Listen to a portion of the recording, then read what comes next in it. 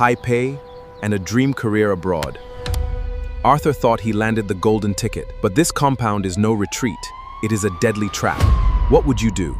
Drop that subscribe button and hit us with a done in the comments. You already know God is watching, so keep it 100 and don't slide past without showing love. Let's build this tribe together. The cold rain slashed against the tall, arched windows of the isolated estate, transforming the surrounding pine forest into a wall of dark, trembling shadows. Inside the small ground-floor study, the room was suffocatingly warm, filled with a sharp smell of burning paper and melting ink. Arthur Pendleton knelt in front of the stone fireplace, his hands trembling as he fed another folder into the roaring flames. The paper curled, blackened, and turned to ash, destroying names, account numbers, and foreign addresses. He didn't care about the money anymore. He didn't care about the contract he had signed 3 days ago with wide eyes and a foolish sense of ambition. All he cared about was getting out alive. Outside the heavy mahogany door, footsteps echoed down the tiled corridor. They were slow, deliberate, and heavy, the measured tread of a man who knew his prey had nowhere left to run. Arthur held his breath, his eyes fixed on the antique brass handle. It began to turn. 3 days earlier, Arthur's world had looked entirely different. The airport in the capital city was a bustling blur of light, noise, and foreign accents. Arthur walked through the arrival gates with a fresh suit, 2 heavy suitcases, and a feeling of triumphant relief. Back home, his career had plateaued, burdened by stagnation and a dwindling bank account. Then came the offer from Vance Associates, an exclusive international firm offering an administrative position with a salary 3 times higher than anything he had ever made, complete with private housing, visa sponsorship, and health benefits. Waiting for him at the arrival curb was a sleek, black limousine.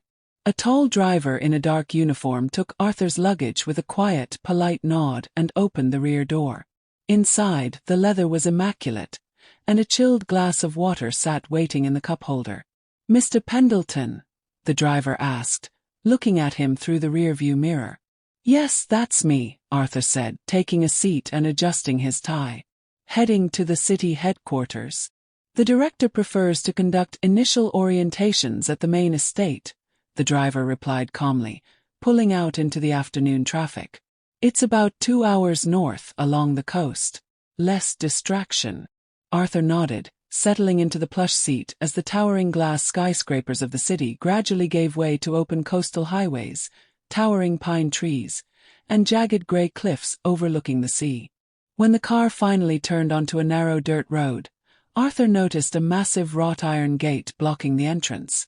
High concrete walls swept out from either side, topped with barbed wire and modern security cameras that panned silently as the car approached. 2 guards in crisp black uniforms stepped out of a guard booth, carrying tactical holsters. They checked the car's undercarriage with a mirror and inspected the driver's badge before signaling the gates to open. "A bit high-tech for a corporate retreat, isn't it?" Arthur joked, leaning forward slightly. "The firm handles high-net-worth clients and sensitive financial records, sir," the driver said smoothly. "Security is our highest priority." The drive continued up a long, winding driveway flanked by dense woods until the estate revealed itself.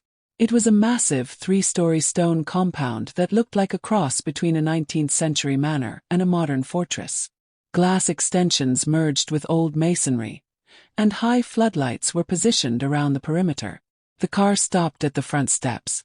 When Arthur stepped out, the air was cold and smelled of salt water and pine. A man stood waiting at the top of the stone steps, wearing an impeccably tailored navy suit.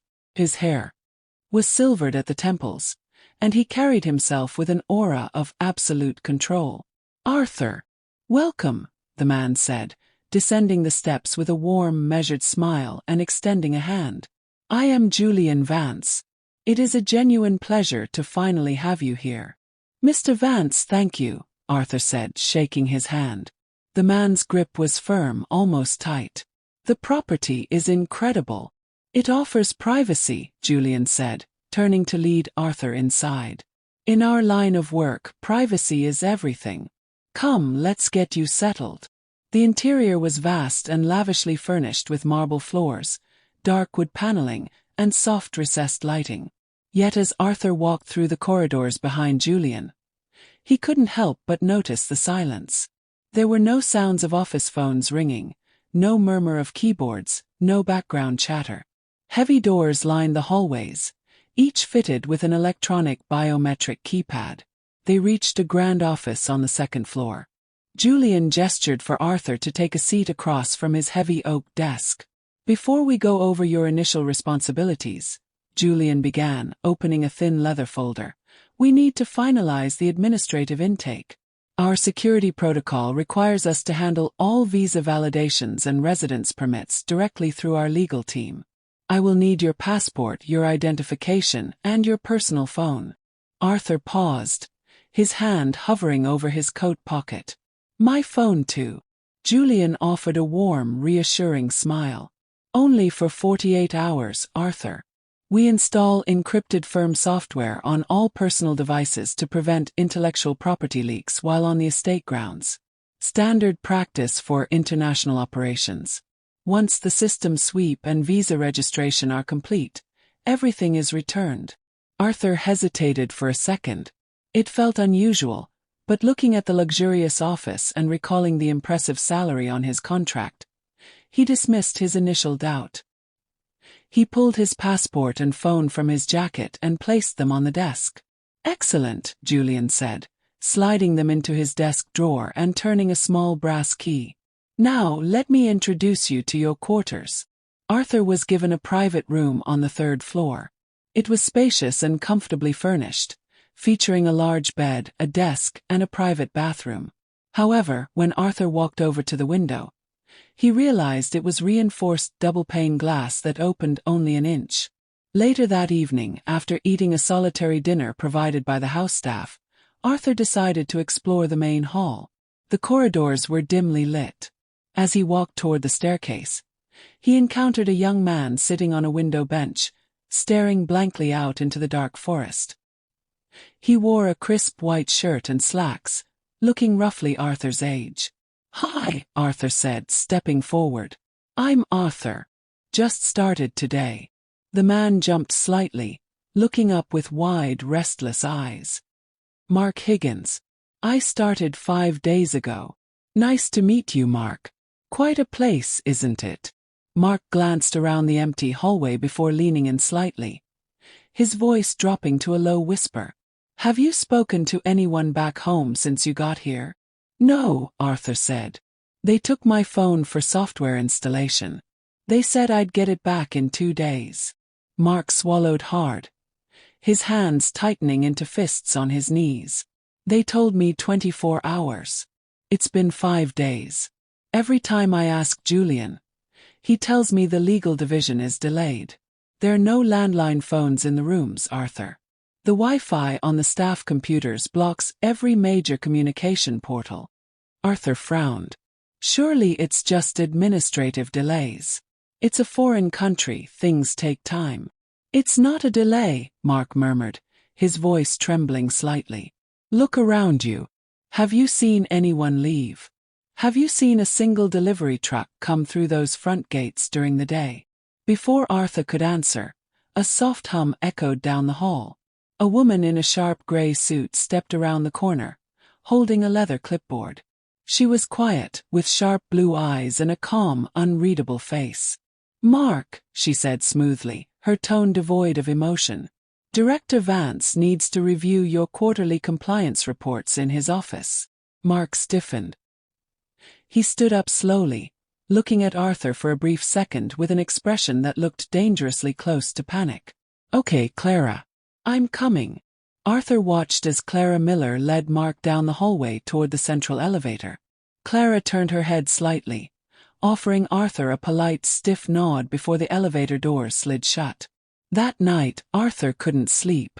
The silence of the estate felt heavy, pressing against his ears.